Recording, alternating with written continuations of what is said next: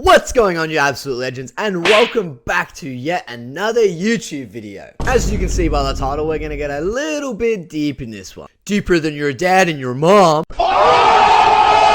Alright, before I get into this, I just want to say thank you to any of you that commented on my first video, which I'm going to put here and put a link in the description. If you haven't seen it already, please go and watch it. It's an introduction about myself and my ADHD journey. I saw this title and think, this has got to be clickbait. There's no way this is real. Oh, this is real, baby. Yeah, this happened. It's just a flex! Blood is rushing into your muscles. So I'm going to tell you guys the story of how I got arrested and what the consequences and the outcomes were. But first, let me take you back in time. Back in 2018, I used to be very overweight. I used to be a binge eater, Fortnite gamer, and I used to smoke pot every single night. I would light up bongs like there was no tomorrow. And there was really nothing stopping me except the fact that my performance at work started to decline. Long story short, I lost this job because I was performing so poorly because I was smoking weed all the time. Now, don't get me wrong, there's nothing wrong with weed in moderation, but when you start doing it every night and doing it all day, that's when it becomes a little bit of an issue.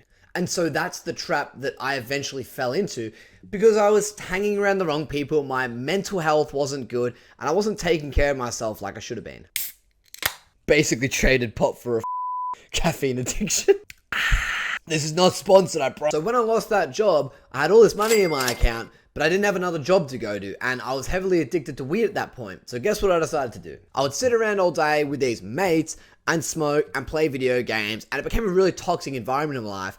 And one thing led to another, and I started buying a lot of pot. Now, for legal purposes, I'm gonna use different words in this story. But essentially what I ended up doing was I was gifting some of my weed to friends. Now, that whole thing, that really wasn't the main issue. The main issue was I used to go out at night and smoke a lot of weed and go to random places and just sit in my car. Now, I'd moved back home at this point. I was living out of home when I lost that job, but I moved back home to save money. And so I was around my local suburbs, and one night I went out driving and I didn't realize that this was a public place or anything, but I got there, it was like 11 p.m. at night. I'd probably been smoking for about half an hour, and I saw the lights start to like flicker on and off, and I was getting a little confused, but because I was kind of baked, I really didn't think anything of it. And this car started to pull up on me, and I was like, what the hell is going on here?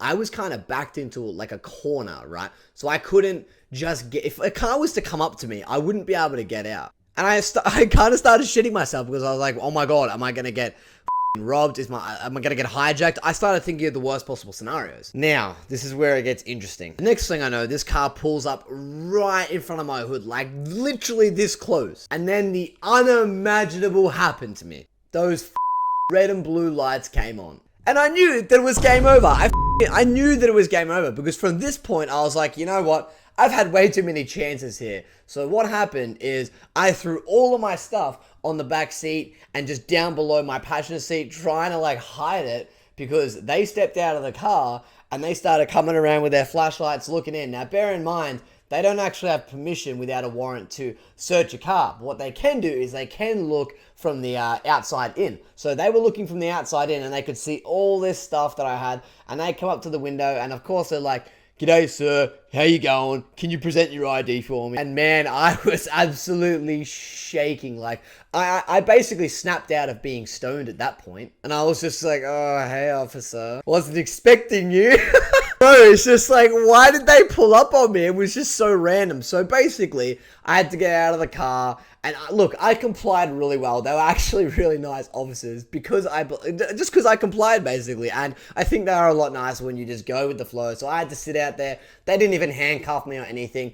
But next thing I knew, I had to get in the back of a divvy van. I tell you what, that is not an experience that I ever want to go back on. If you have never been arrested, good. You do not want to ever be in the back of a divvy van. It's so uncomfortable, man. There's nothing in the back of there. There's no seatbelts. You're getting taken down to the police station and you're just trying to hold on for dear life. All these are just like going over speed humps, and it's just scary. So I got taken down to the police station. I had to sit in a cell for 2 hours before they could interview me because I was still under the influence of marijuana, right? So they're not legally allowed to interview you until you're sober and you can make proper informed decisions and thoughts. So I basically slept for like 2 hours. One of them came and knocked on the door and woke me up, and I had to get up, and then I had to go into the interview room to be interviewed about all this. Back then, as a fresh 18 or 9, I think I was like 19, I didn't know that the whole no comment or like I want a lawyer thing was a thing. So I was just kind of dumb and I just said exactly what I'd been doing. Rule number 1, never talk to police. Actually, rule number 1 should be never get arrested in the first place. But you guys get the point, right? So to wrap this up, I had to do an interview with them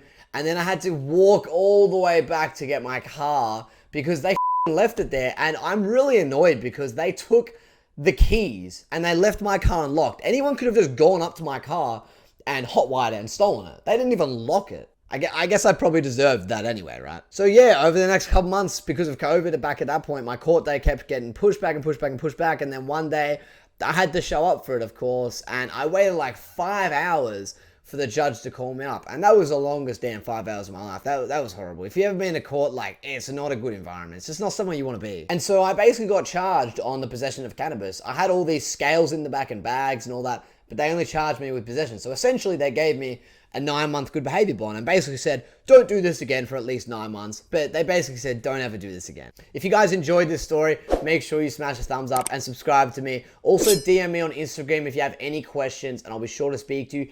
Peace!